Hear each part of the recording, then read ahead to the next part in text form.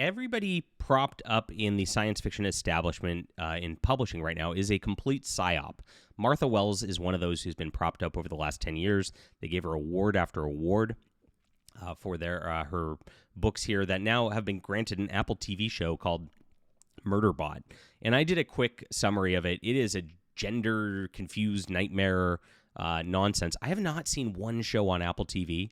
Like, I've scrolled through a few of them. Even the golf show, like with Owen Wilson, I did a video on that too, is like, it's like they start like ranting at pronouns with you. It's so painful. That channel is worse than Amazon, worse than Netflix. It's unbelievable. And totally unwatchable show. And the books that it's based upon that are hailed are just are really cringy as well. And they're hailed as like the best writing out there. It's absurd. But that's what all they do now is do this weird gender stuff. And all she's about is just subverting this and putting her little identity politics into everything. And then they clap for it, right, at the Hugos. And that's what's going on now. So she is now the guest of honor at this Worldcon. Some lady who does not have like a following of that magnitude. And back in the day, the guest of honors would be like Isaac Asimov or Robert Heinlein. Now it's like this is the best they got. They just don't have the talent in this group anymore because publishing has just gone way off the rails. And so she's giving out interviews right now, and it's all about like even when she's talking about things, it's all subversive like stuff. That's all feminism, all BIPOC, all LGBTQ coded. It's like that's all it is about, signaling those things. Even this queen demon, like talk about if that's your protagonist, talk about telling on yourself, right? I really do think all these people are demonically possessed. I was talking about this yesterday. I'm gonna tangent. Sorry, but hey, we're authentic here. And I was thinking about this whole concept yesterday as I was posting this. Here, this is probably what Queen Demon looks like. But where was this? Maybe it was 2 days ago. This is old science fiction. Remember when science fiction was like this? Holy crap! This is what Martha Wells like got put in place to fight against. It's very sad. And I'll give you guys a good alternative. This is what I was saying. Like, look at this. The fact that they call it satanic panic is rhetoric designed to make you sound crazy if you actually notice that the culture is dominated by Satan. Don't be afraid to call Satanism what it is. And here it is. This is Satanism, and this is the world they want right here. This guy is obviously a Satanist. This guy's bringing his kid to be groomed by Satan here, and they're all cheering for it as souls are destroyed. And that's exactly what these kinds of stories are designed to be. Queen Demon, right? So what the hell is Queen Demon? I don't even know. But Martha Wells, gosh, the Queen Demon. There we are. A wildly original complex fantasy. N.K. Jemisin, another person propped up for being an identity politics grifter. So, Murderbot's very narrow. The blah blah blah. Okay. So what is she reading at this point? That you've read recently? Don't Sleep by this person, or S.A. Garcia, Mary Robinette Kowal. This is a pro-abortion. Like, it's all about killing babies. I mean, this is all this is about. And she's propping up her little friends through this stuff, and does it to the New York Times as well. And so this is it. So Martha Wells went to the New York Times and gave her a list of here's what you should be reading, right? And they're being very careful now. They're not out there because they know what's happening in 2025. They're not out there going, these are the best LGBTQ fictions out there, my friends. They're like, world building is great, and these are wonderful world buildings, just like Lord of the Rings. This is not like Lord of the Rings, my friend. Let's get into her list real quick and react to this in just a moment as we talk about all things science fiction and fantasy. This is the Sci-Fi and Fantasy News. I write good science fiction, like you used to get back in the day. There's none of that stuff in it. This is a real adventure, aliens versus humans, and the humans have to make hard moral choices in the midst of a lot of different stuff going on. And so if you like Babylon 5, if you like Lois McMaster Bujold stuff from back in the day, like 80s Bane books, this is going to be a wonderful science fiction for you. We're going to bring it back, and I'm building more out of this universe, so it's a great place to start. The Stars Entwined is the beginning of a trilogy, and so you can get all three on ebook, print, or audio in the description below. And thanks so much for reading. Grab that today. If you got a credit coming up, for July 1st, grab it then.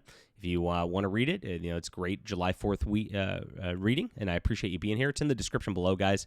Thanks for reading and supporting our channel. This has been one of our best months ever, all because of readers like you. All right, so that's the real science fiction. But look at what she does with her list. The long live evil. So it's time for your villain era, and it's, of course, another queen demon. Interesting, isn't it? It's like they tell on themselves. And this is not science fiction. Like, what's going on here? And fantasy. Okay. Yeah, it's very interesting. But they never have real science fiction anymore with these people, ever. It's a isekai number. A 17-year-old cancer patient, 19-year-old makes a deal with them. Yes, it's always a disabled person, too. I'm sure it gets in there. Don't sleep with the dead. Wait, what? That sounds dirty. Again, very weird. And this is a version of the Roaring Twenties dark magic. Again, more demonic stuff. Through his New York history, dangerous Fey realm. One step wrong away. Okay, I'm sure it's gay. A palace near the wind. Set in an inventive, expansive world, but they don't describe it. Treads the line between science fiction and fantasy. I'm going to guess it doesn't.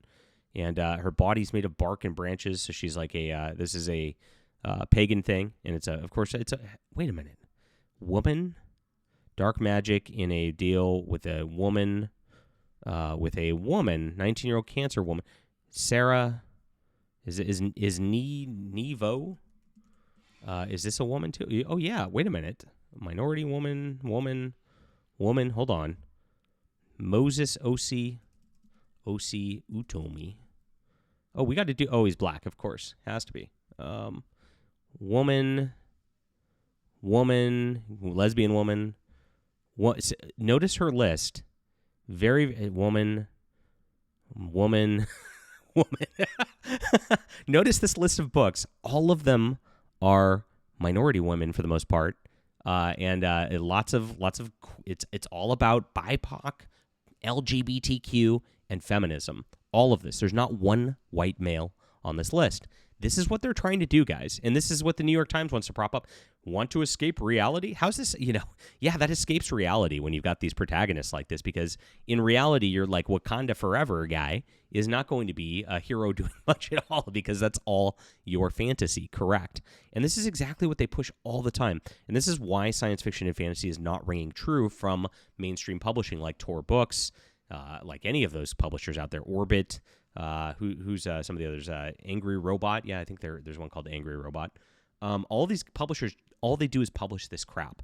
And it's every single one of these is navel-gazing identity politics every single time about a miserable woman or miserable LGBT or miserable black person who's being oppressed.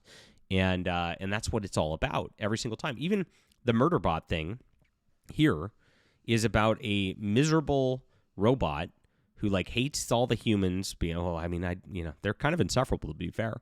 Maybe he's based because they're all they thems, and there's a black woman who lectures him, and he hates them all. But the heroic part is he saves them anyway, and he's quirky, and they're all like this. And so he feels oppressed and alone and alienated because he's so weird. I mean, they're so weird, they them. And so this is what they do in every single piece of science fiction these days. There's nothing science about it. There's, it's hardly, I guess it's a fiction, but it's painful. It doesn't even feel like it is even remotely readable. I've tried to read a couple of the recent SIFWA Nebula Award finalists, and I started, one of them had a pretty interesting concept, some decent prose to start, and then it immediately delved into this weird lesbian fantasy. And it's like, stop, leave me alone. And that's again intentional here. This is why the New York Times props this kind of thing up. That's why then she's the guest at Worldcon. That's why Apple TV then you see her name everywhere and you go, oh, she's very successful. And because of their giant marketing campaign here, it sells some books for some people, but it doesn't last because nobody ever holds this stuff and keeps reading it year after year after year. It just goes away. And so that's what mainstream publishing's become. They don't publish anybody normal anymore. And that's why 99% of the books don't sell. If you don't know, the top 10% of authors are people who sell 1,000 books or more. And the 90% of authors below that do not even sell 1,000 books. That's where it's at. That's how bad it is. And so it's going to get crazier because, of course, now with AI, there's going to be so many out there that you can't distinguish from one another. It's going to flood things even worse. But the people who actually go out there and actually write real science fiction, that write from the heart, that actually have real heroism, that have real values, and of course, cater to normal people are going to win in the long run. And that's exactly what we, are trying to do here, my friends. So please hit the like and subscribe button. Let me know what you think about this list so far. I couldn't get through it, guys. I couldn't go through every book. It's like I started, once I got to like the fourth one and I saw the Wakanda guy, I was like, I'm done. I'm just done. So please hit the like and subscribe button. Check this out. If you like real science fiction, you are going to love this. It's in the description below. Like I said, it's a trilogy. It really builds up so big through the book 3. Grab the whole thing. Start reading this weekend. I think you can binge it all pretty easily and get ready for my next series, which spins out of this as well. And got a great Discord community as well if you want to join us. Thanks for being here. We'll be back soon.